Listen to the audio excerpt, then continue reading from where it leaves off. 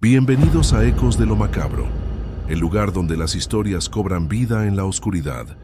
Esta noche te invitamos a adentrarte en un nuevo relato de terror que pondrá a prueba tus nervios. Antes de comenzar, recuerda suscribirte y dejar tu comentario.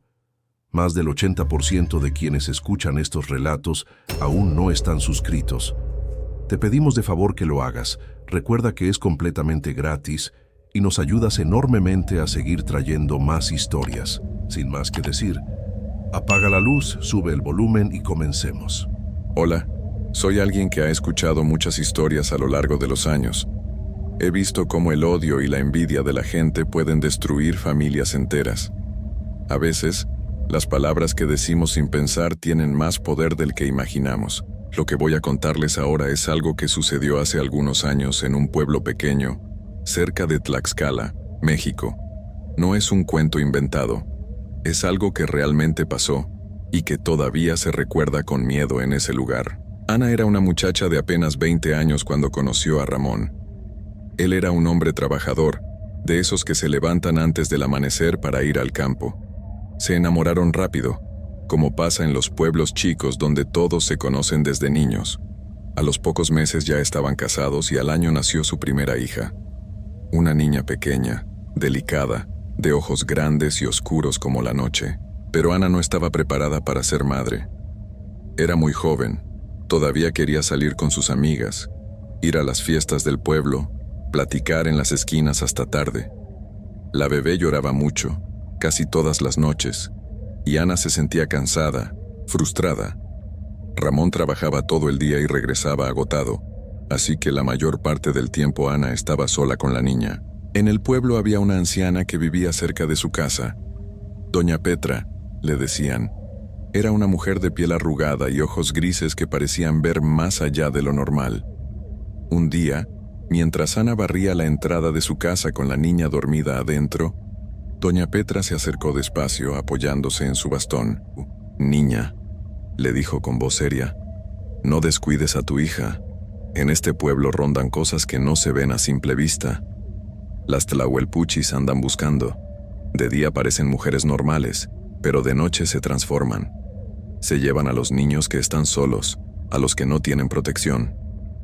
Ana se rió con nerviosismo. «Esos son cuentos de viejas, doña Petra. Yo no creo en esas cosas». La anciana la miró fijamente, sin parpadear.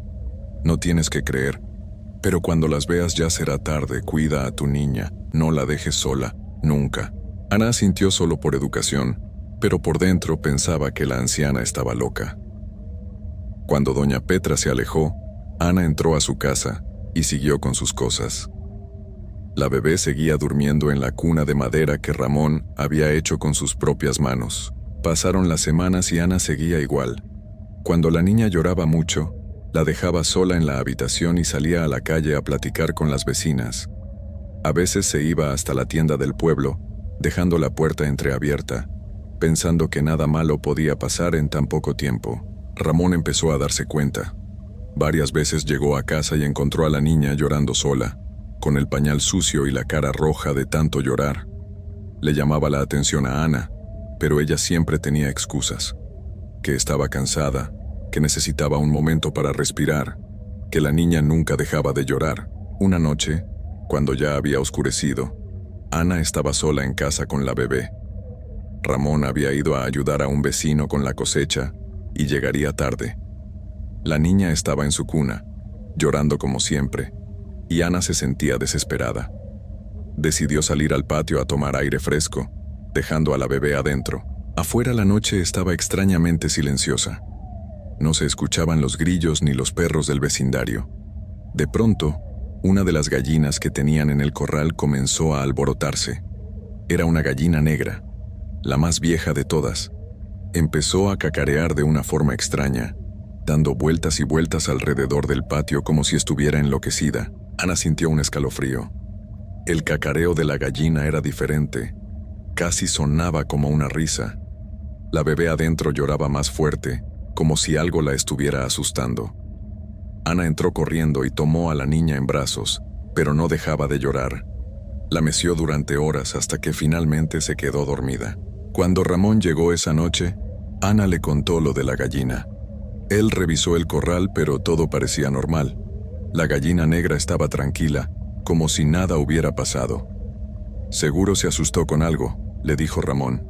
«No te preocupes». Pero las cosas extrañas no terminaron ahí. 3 noches después, Ana y Ramón estaban acostados cuando escucharon voces afuera de su casa. Eran murmullos, como de mujeres hablando bajito.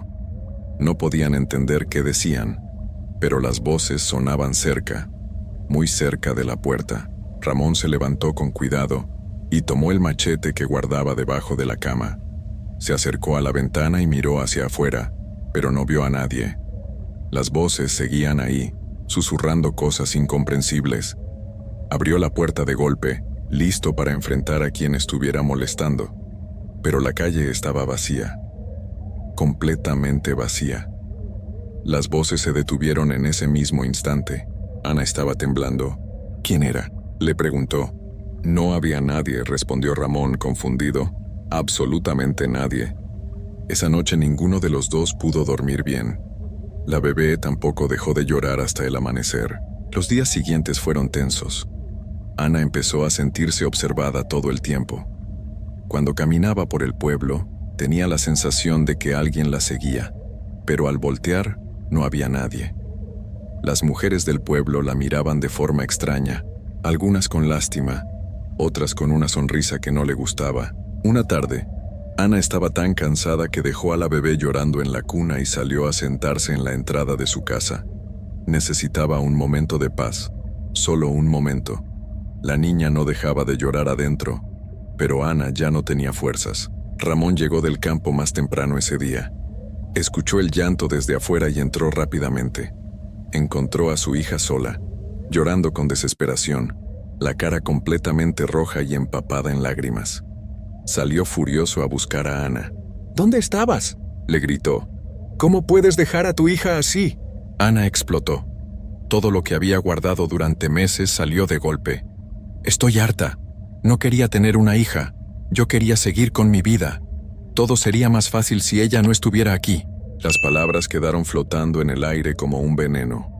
Ramón la miró con horror, sin poder creer lo que acababa de escuchar. Pero no eran los únicos ahí. Una mujer que pasaba por la calle se había detenido a escuchar. Era una mujer que Ana había visto varias veces en el pueblo, pero nunca había hablado con ella. Tenía el cabello largo y oscuro, y siempre vestía de forma sencilla. Sus ojos eran extraños, de un color casi amarillento que brillaba cuando la luz le daba de cierta forma. La mujer sonrió, pero su sonrisa no era normal. Era fría, como si supiera algo que los demás no sabían. Se acercó despacio a Ana, que todavía estaba temblando de rabia y frustración. «Tienes razón», le dijo la mujer en voz baja, casi en un susurro. «A veces la vida sería más sencilla sin ciertas cargas. Los niños quitan libertad, quitan juventud. Tú todavía eres joven, Ana. Todavía podrías disfrutar de tu vida». Ana la miró, sintiendo algo raro en el pecho. Las palabras de esa mujer sonaban tentadoras, como si entendiera perfectamente lo que sentía. Ramón las interrumpió, tomando a Ana del brazo y alejándola de la extraña. «No le hable a mi esposa», le dijo con firmeza. La mujer solo sonrió de nuevo y se alejó caminando despacio sin voltear atrás. Esa noche, Ramón y Ana tuvieron una conversación larga. Él le dijo que si no quería cuidar a la niña, él lo haría, pero que no podía seguir diciendo esas cosas. Ana lloró y prometió que lo intentaría, que sería mejor madre, pero por dentro, algo había cambiado. Las palabras que había dicho en voz alta ya no podían regresarse. Pasaron 2 semanas y la bebé comenzó a enfermarse. Tenía fiebre y lloraba aún más que antes. Una noche, la fiebre subió tanto que Ramón decidió ir a buscar al médico del pueblo, que vivía del otro lado. «Regreso pronto», le dijo a Ana. «Cuida bien a la niña, no te separes de ella». Ana asintió y se quedó sola con la bebé. La casa estaba en silencio. Solo se escuchaba el llanto débil de la niña. Ana la cargó, tratando de calmarla, pero la fiebre no bajaba. De pronto, escuchó un ruido afuera, como si alguien estuviera arrastrando algo pesado por el patio. Se acercó a la ventana y miró hacia afuera.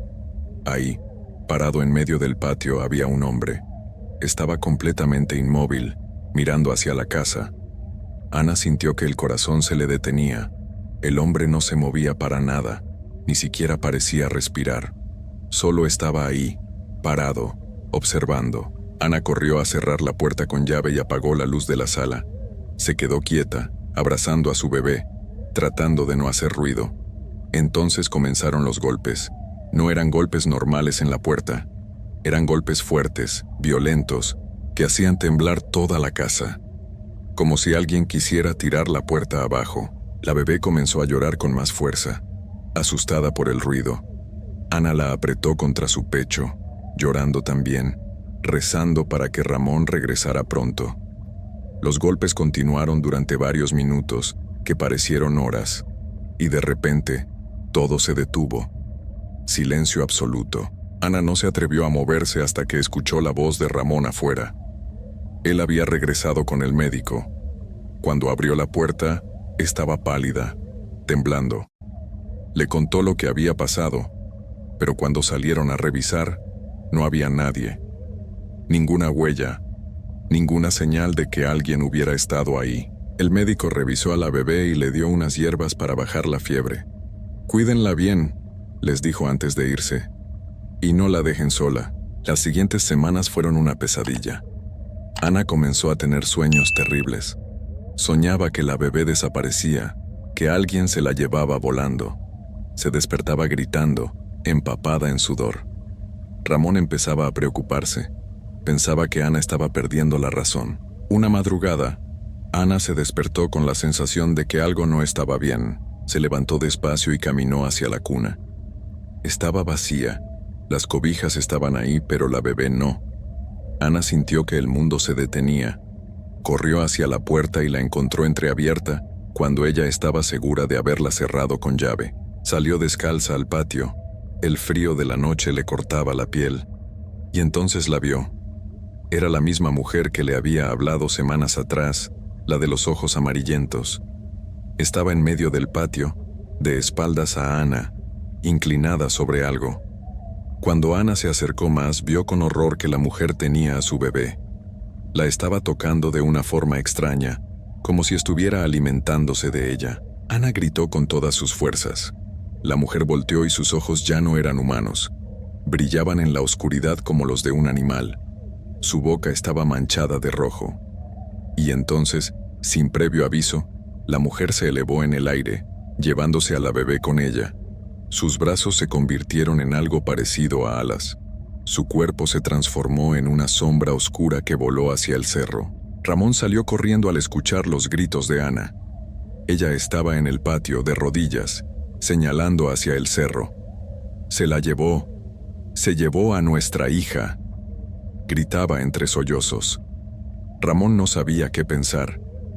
Ana parecía haber perdido completamente la cordura, pero cuando revisaron la casa, la cuna estaba vacía. La bebé había desaparecido. Una semana después, Ramón tuvo que irse del pueblo por unos días. Tenía que ir a la ciudad a resolver unos asuntos de trabajo.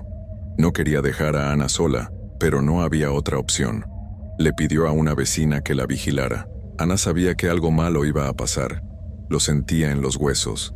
Esa noche, se encerró en la casa con todas las puertas y ventanas atrancadas. Puso la cuna en medio de la habitación y se sentó junto a ella con el machete de Ramón en las manos. La bebé dormía tranquila, recuperada de la fiebre. Cuando cayó la noche, Ana escuchó pasos en el techo. Eran pasos lentos, pesados, como si alguien estuviera caminando sobre las tejas. Luego, vinieron las voces. Eran varias mujeres, hablando entre ellas, riendo de forma siniestra. Ana apretó el machete con fuerza, mirando hacia el techo. Las voces se multiplicaron. Parecía que había decenas de mujeres ahí arriba, todas murmurando, todas riéndose. Ana comenzó a rezar en voz baja, sin apartar la vista de la cuna. El cansancio la venció poco antes del amanecer. Cerró los ojos solo un momento. Cuando despertó, el sol ya estaba saliendo. Y la cuna estaba vacía de nuevo. Esta vez no había duda. Ana salió corriendo con el machete en la mano, gritando el nombre de su hija. A lo lejos, vio la silueta de la misma mujer, volando hacia el cerro con algo en los brazos. Los vecinos escucharon los gritos y salieron de sus casas. Doña Petra fue la primera en llegar. Miró a Ana y supo de inmediato lo que había pasado. Organizó a los hombres del pueblo para que buscaran en el cerro. Tardaron varias horas, pero finalmente la encontraron. El cuerpo pequeño de la bebé estaba entre las rocas, sin vida. Tenía heridas en el estómago, como si algo la hubiera lastimado profundamente. Los hombres lloraron al verla.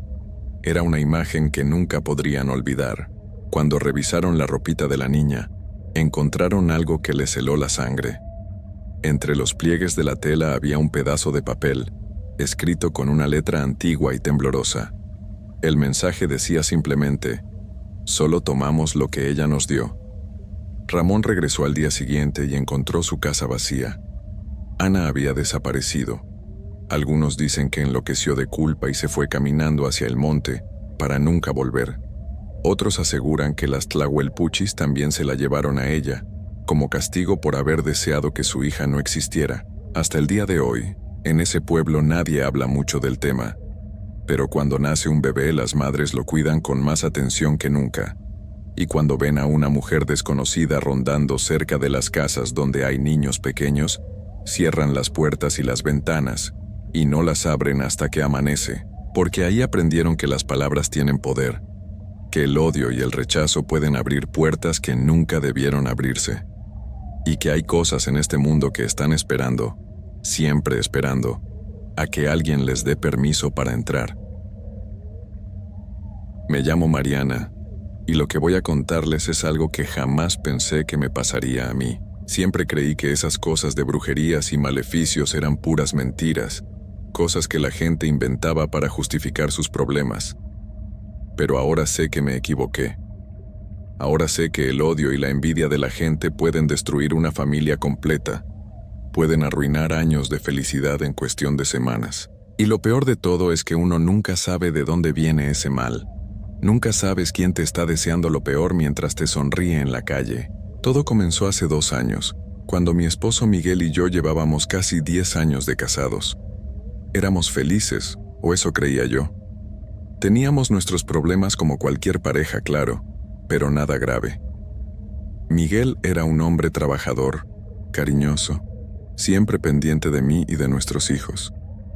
Llegaba del trabajo cansado pero con una sonrisa, preguntaba por la cena, jugaba un rato con los niños antes de dormir. Era nuestra rutina y me gustaba así, pero un día, sin ninguna razón aparente, todo empezó a cambiar. Al principio fueron cosas pequeñas que yo ni siquiera noté de inmediato. Miguel llegaba más callado que de costumbre. Se iba directo a la habitación sin saludar a los niños. Cuando le preguntaba si le pasaba algo, me decía que nada, que solo estaba cansado.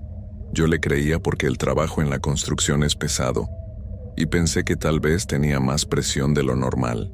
Pero las semanas pasaron y las cosas empeoraron. Miguel empezó a olvidar cosas que nunca olvidaba. Dejaba las llaves en cualquier lado, olvidaba cerrar la puerta con llave por las noches, no recordaba conversaciones que habíamos tenido apenas el día anterior. Una vez me preguntó qué habíamos cenado la noche anterior, y cuando le dije que él mismo había pedido que hiciera caldo de pollo, me miró como si estuviera loca. Eso me preocupó mucho. Luego empezó con la bebida. Miguel nunca había sido tomador, solo una cerveza de vez en cuando los fines de semana. Pero de repente empezó a llegar con botellas escondidas en su mochila. Se encerraba en el patio trasero y se las tomaba solo, en silencio, mirando la pared. Cuando yo salía a preguntarle qué hacía, me gritaba que lo dejara en paz. Nunca me había gritado así. Los niños empezaron a preguntarme qué le pasaba a su papá. La más chica, de apenas 6 años, me dijo un día que su papá ya no la quería porque ya no jugaba con ella. Se me partió el corazón escucharla decir eso. Yo no sabía qué contestarle porque yo misma no entendía qué estaba pasando. Intenté hablar con Miguel muchas veces. Le pregunté si había problemas en el trabajo, si le debíamos dinero a alguien, si estaba enfermo. Él siempre decía que no, que todo estaba bien. pero su cara decía lo contrario. Estaba más delgado, ojeroso, con la mirada perdida. Ya ni siquiera me miraba a los ojos cuando le hablaba. Las discusiones empezaron a hacerse más frecuentes. Yo no entendía por qué estaba tan enojado todo el tiempo. Cualquier cosa lo molestaba. Si la comida estaba muy caliente, si estaba muy fría, si los niños hacían ruido, si yo le preguntaba algo, todo era motivo para que se alterara y empezara a gritarme. Hubo noches en las que me quedé llorando en la cocina mientras él se encerraba en la habitación. Una noche pasó algo que nunca voy a olvidar. Era viernes y Miguel había llegado más tarde que de costumbre. Los niños ya estaban dormidos. Yo estaba en la sala esperándolo porque me preocupaba que anduviera manejando en esas condiciones. Cuando entró, ni siquiera me saludó. Fue directo al refrigerador, sacó una cerveza y se sentó en el sillón sin decir una palabra. Yo me acerqué y le puse la mano en el hombro. Él se volteó tan rápido que me asusté. Me miró con unos ojos que no reconocí, llenos de rabia, como si yo fuera una desconocida. Y entonces dijo algo que me heló la sangre. Me llamó por otro nombre. Dijo, déjame en paz, Verónica, y me apartó la mano con fuerza. Yo me quedé paralizada. Verónica, ese no es mi nombre. Yo soy Mariana. Se lo dije. Le grité que yo era su esposa, que me llamaba Mariana, que qué le estaba pasando. Pero él solo me miraba con esa expresión extraña, como si no me conociera, como si de verdad pensara que yo era otra persona. Se levantó del sillón, agarró las llaves del coche y se fue de la casa dando un portazo. No regresó esa noche. Yo me quedé despierta hasta el amanecer, llorando, sin entender nada. Al día siguiente llegó como si nada hubiera pasado. No recordaba lo que había dicho. No recordaba haberse ido. Cuando le conté lo que había pasado, me dijo que estaba inventando cosas, que yo estaba loca. Pero yo sabía lo que había escuchado.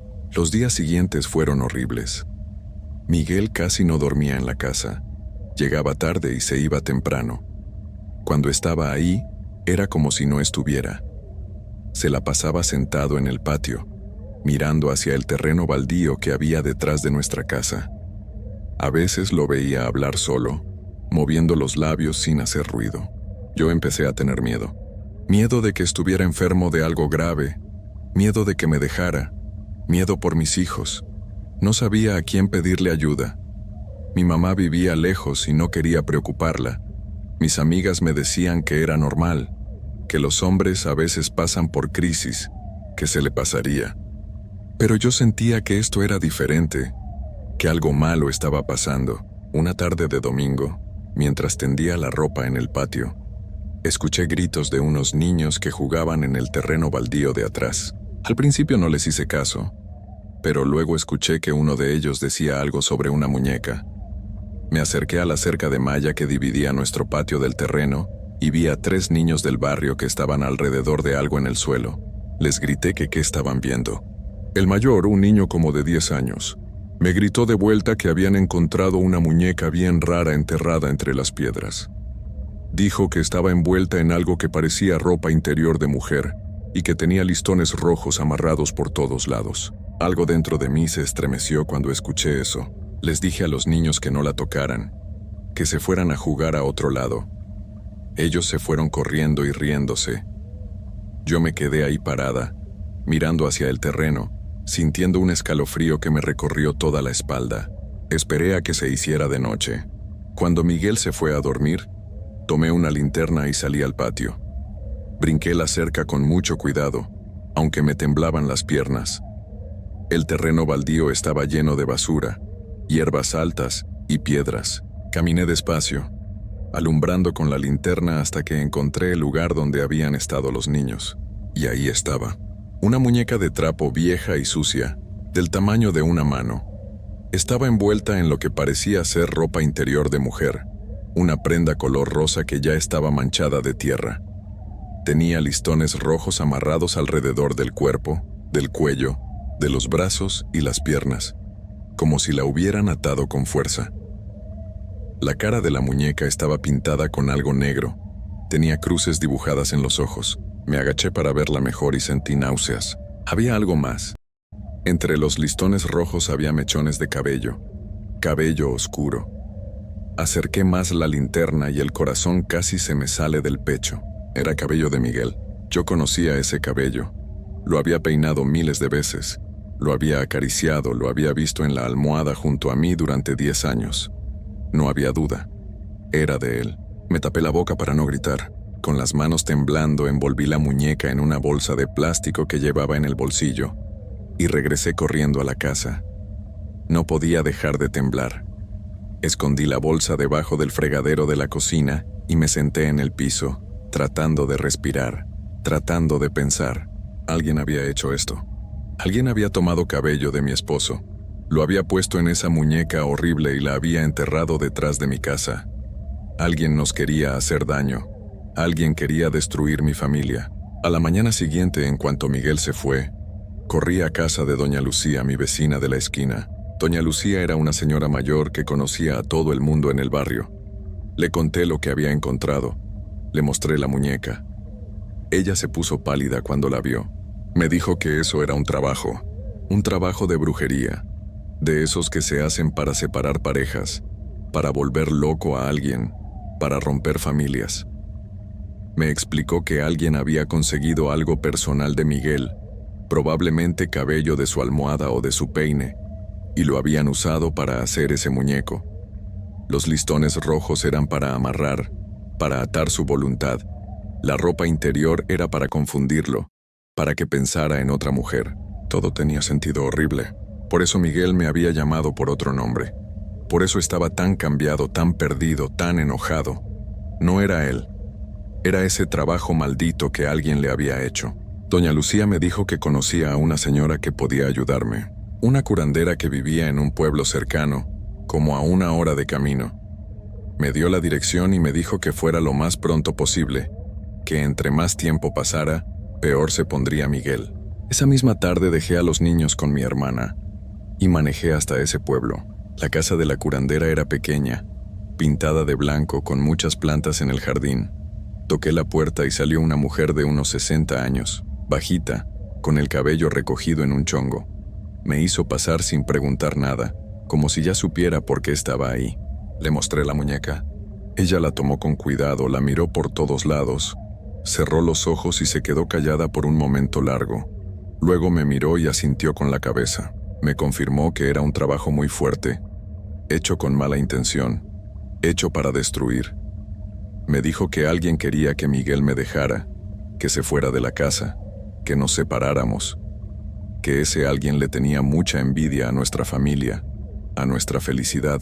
Le pregunté quién había sido. Ella me dijo que no lo sabía con certeza, que esas cosas se quedan en secreto, pero que generalmente era alguien cercano, alguien que conocía nuestras rutinas, alguien que había tenido acceso a nuestras cosas. Eso me dolió más que cualquier otra cosa. Pensar que alguien a quien yo tal vez le había abierto las puertas de mi casa, alguien que tal vez se sentaba en mi mesa, alguien que sonreía cuando nos veía, nos estaba haciendo tanto daño.